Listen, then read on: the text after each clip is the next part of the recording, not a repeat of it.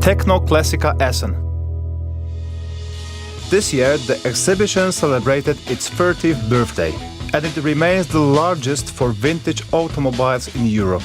1,250 exhibitors, 190,000 visitors from 46 countries, 2,700 classic cars. Just wow! 12 halls with vehicles to suit every budget and every taste, from the Opel Kadett to the Bugatti Type 57. Techno Classica also includes clubs, specialized workshops, literature, parts and collectibles. How to explain the success of the Essen Trade Fair? Nostalgia, an attempt to escape from the uncertain times of the current automotive industry, reducing the capacity of engines and gradually adjusting them to ever stricter standards, brings sadness and insipidity to the modern cars. At the same time, the non-ecological diesel which I used to drive during my studies consumed only 5 liters per 100 kilometers in the city mode. The current cars need over 10.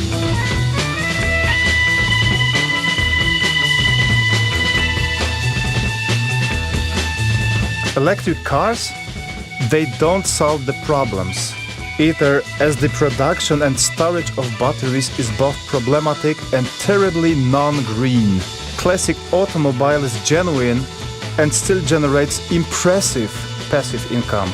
Investing in classic cars simplify pays off. It's more stable than the traditional currency market flooded by cryptocurrencies. Moreover, it's just cool.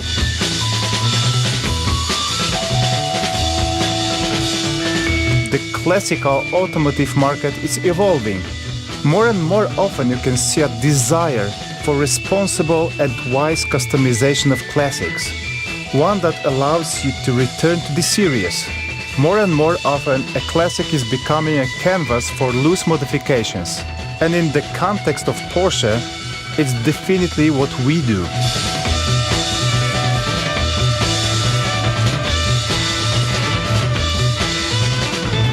During this year's fair, we presented a collection of cheerful Czech floor mats straight from the 60s, a roof rack which perfectly matches the 911 roofline and at the same time can be folded and hidden in the boot.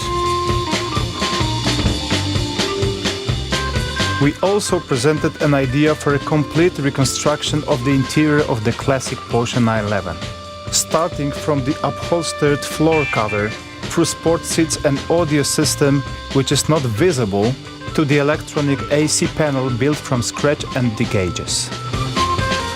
The solution is lightweight and tailored to today's needs to facilitate the everyday use of the classic Porsche.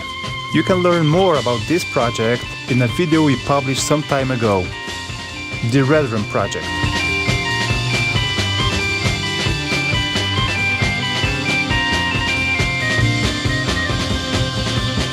At the show in Essen, they also showed an automobile that shouldn't be modified. The record breaker of the show was a Mercedes 540K, which was auctioned for an incredible €2,250,000. Any improvement of such car would have a negative impact on its value. It's worth mentioning here how difficult and demanding the process of restoring this type of car is. Poorly selected technologies and details can spoil everything.